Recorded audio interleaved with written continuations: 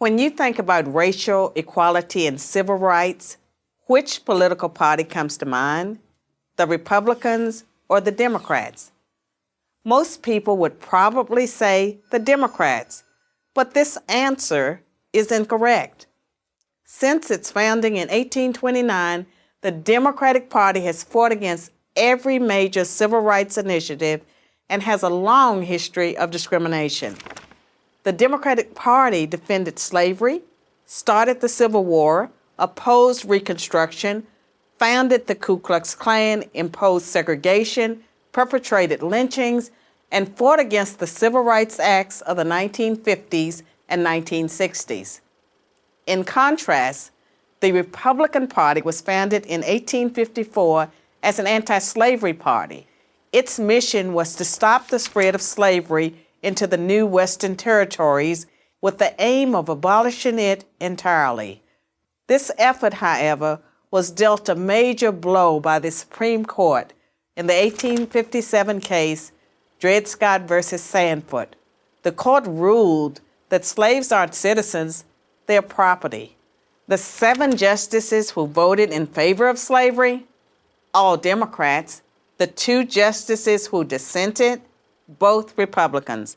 The slavery question was, of course, ultimately resolved by a bloody civil war. The commander-in-chief during that war was the first Republican president, Abraham Lincoln, the man who freed the slaves. 6 days after the Confederate Army surrendered, John Wilkes Booth, a Democrat, assassinated President Lincoln. Lincoln's vice president, a Democrat named Andrew Johnson, assumed the presidency. But Johnson adamantly opposed Lincoln's plan to integrate the newly freed slaves into the South's economic and social order. Johnson and the Democratic Party were unified in their opposition to the 13th Amendment, which abolished slavery, the 14th Amendment, which gave blacks citizenship, and the 15th Amendment, which gave blacks the vote. All 3 passed only because of universal Republican support. During the era of Reconstruction, federal troops stationed in the South helped secure rights for the newly freed slaves. Hundreds of black men were elected to Southern state legislatures as Republicans, and 22 black Republicans served in the U.S. Congress by 1900. The Democrats did not elect a black man to Congress until 1935.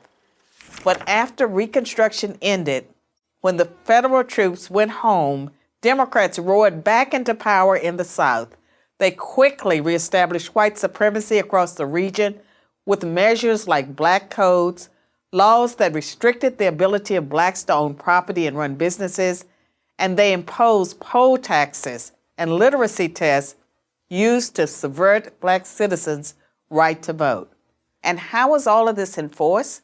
By terror, much of it instigated by the Ku Klux Klan, founded by a Democrat, Nathan Bedford Forrest. As historian Eric Foner, himself a Democrat, notes, in effect, the Klan was a military force serving the interests of the Democratic Party.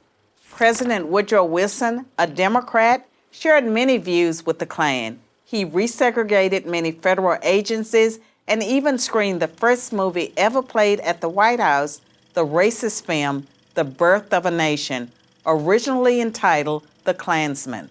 A few decades later, the only serious congressional opposition to the landmark Civil Rights Act of 1964 came from Democrats.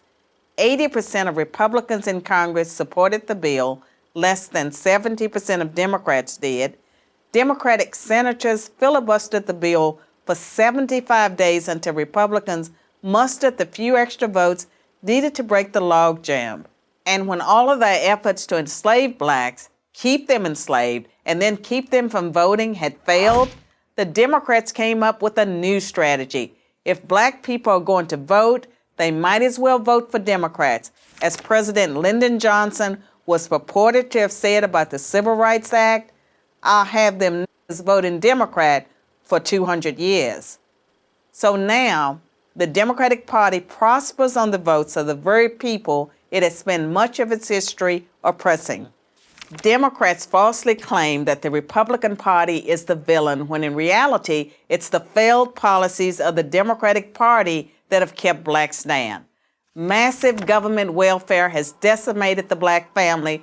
Opposition to school choice has kept them trapped in failing schools.